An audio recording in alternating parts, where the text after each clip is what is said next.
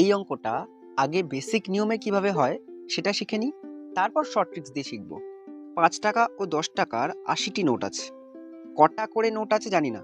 ৫ টাকার নোট আছে ধরছি এক্সটা এবং ১০ টাকার নোট আছে ওয়াইটা। মোট নোট আছে ৮০টা, মানে x plus y equal to ৮০।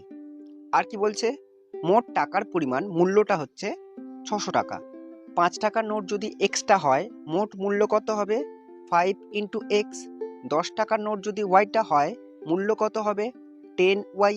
তাহলে মোট মূল্য কত হবে? 5x plus 10 Y. প্রশ্নে কি বলেছে? এটা ৬০০ টাকা, মানে 5x plus 10 y equal to ৬০০ টাকা। ছোটবেলায় অপনয়ন, তুলনামূলক পদ্ধতি, বর্গগুণন পদ্ধতি অনেক নিয়ম শিখেছিলাম। যে কোনো একটা নিয়মে এক্স আর ওয়াই এর মান বার করলেই আমরা নোটের সংখ্যাগুলো পেয়ে যাব। অপনয়নের নিয়মে যদি করি, কিভাবে করব? 5x প্লাস 10y, 5 কমন নিতে পারি, x প্লাস 2y পড়ে থাকবে, আর এদিকে আছে 600। 5টা গুণ আছে, ওপারে গিয়ে ভাগ হবে, বা ডিরেক্টলি আমরা কেটে দিচ্ছি 5 বারং 60 আর 0, মানে কি থাকলো? x plus 2y equal to 120 থাকলো, তাই না? এবার x x মিলে গেছে, কোনো কিছু গুণ করার দরকার নেই, ডিরেক্টলি আমরা বিয়োগ করে দেবো। নিচের সাইনগুলো চেঞ্জ করে দেবো, প্লাস আছে মাইনাস করে নিয়েছি, প্লাস এক্স মাইনাস এক্স কেটে গেল, বিয়োগ হয়ে গেল। দুটো ওয়াই থেকে একটা ওয়াই বাদ দিলে একটা ওয়াই পড়ে থাকে, 120 থেকে 80 বাদ দিলে 40 পড়ে থাকে। কি বার করতে বলেছিল? ১০ টাকার নোটের সংখ্যা কত? ১০ টাকার নোটের সংখ্যা ধরেছিলাম ওয়াইটা, ওয়াইয়ের মান পেয়েছি 40, মানে এটাই আমাদের উত্তর। যদি বলতে ৫ টাকার নোটের সংখ্যা কটা, তাহলে কি বার করতে হতো? এক্স এর মান বার করতে হতো। একটু অন্যরকম নিয়মে করা যাক। মোট কটা নোট ছিল? ৮০টা।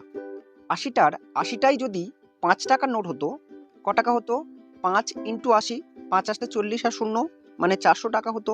যদি এমনটা না হয়ে পুরোটাই ১০ টাকার নোট হতো, ৮০টাই ১০ টাকার নোট হতো, তাহলে ক টাকা হতো? ১০ ইন্টু ৮০ কত? ৮০০ টাকা হতো। কিন্তু প্রশ্নে বলেছে যে মূল্যটা, টোটাল মূল্যটা সেটা কত? ৬০০ টাকা। এবার আমরা অ্যালিগেশন অ্যাপ্লাই করব, কোনাকুনি বিয়োগ করব বড় থেকে ছোট। ৮০ থেকে ৬০০ বাদ দিলে কত? ২০০। ৬০০ থেকে ৪০০ বাদ দিলে কত? ২০০। অনুপাতটাকে ছোট করলে কি হবে? ২০০ কেটে গেল, ২০০ কেটে গেল, 1:1, মানে ৫ টাকার নোট যে কটা আছে ১০ টাকার নোট সে কটাই আছে, সমসংখ্যক আছে। ইউনিট অনুযায়ী কত ইউনিট নোট আছে? ১ প্লাস ১, ২ ইউনিট নোট আছে। কিন্তু প্রশ্নে বলছে মোট নোট কটা? ৮০টা। ২ ইউনিট তার মানে ৮০টা নোট। ১ ইউনিট কত হবে? ৪০ হবে। ১ ইউনিটটা কি? ৫ টাকা নোটের সংখ্যা বা ১০ টাকার নোটের সংখ্যা। প্রশ্নে কি বলেছিল? ১০ টাকার নোটের সংখ্যা কটি? ১০ টাকার নোটের সংখ্যা ৪০টি, বা ৫ টাকার নোটের সংখ্যা ৪০টি। এখানে ৫ টাকার নোটের সংখ্যা বার করতে বলেনি, ১০ টাকার নোটের সংখ্যা বার করতে বলেছে, তার মানে ৪০ উত্তর। এটা আনুপাতিক ভাগাহারের নিয়মেও করতে পারো। ১ একে ২, দুটো নোটের মধ্যে ১০ টাকার নোট আছে একটা, ৮০টা নোটের মধ্যে কটা থাকবে? ৪০ দুগুণে ৮০, ৪০ একে ৪০, ৪০টা নোট ১০ টাকার। আগের দুটো নিয়মে দেখলাম নোটের সংখ্যা সমসংখ্যক, ১:১ অনুপাতে ছিল। মানে এটা ভাবতে পারি ৫ টাকার নোট একটা আছে, ১০ টাকার নোট একটা আছে, তাহলে ৫ টাকার নোট যদি একটা থাকে, ৫ একে ৫, মূল্য হচ্ছে ৫ টাকা। ১০ টাকার নোট একটা আছে, ১০ একে ১০, মূল্য হচ্ছে ১০ টাকা। মোট মূল্য কত হলো? ৫ প্লাস ১০, ১৫ টাকা হলো মূল্য। কিন্তু প্রশ্নে বলেছে সেই মূল্যটা হচ্ছে ৬০০ টাকা। মোট মূল্য ৬০০ টাকা। ১৫ ইউনিট ৬০০ টাকা, ১ ইউনিট কত হবে? ৬০০/১৫, ৪ ১৫ ৬০ আর 0, ১ ইউনিট কত পেলাম? ৪০ পেলাম। ১ ইউনিট মানে কি? ১০ টাকার নোটের সংখ্যা বা ৫ টাকার নোটের সংখ্যা। এখানে বার করতে বলেছিল ১০ টাকার নোটের সংখ্যা, তাহলে ১০ টাকার নোটের সংখ্যা ৪০টি।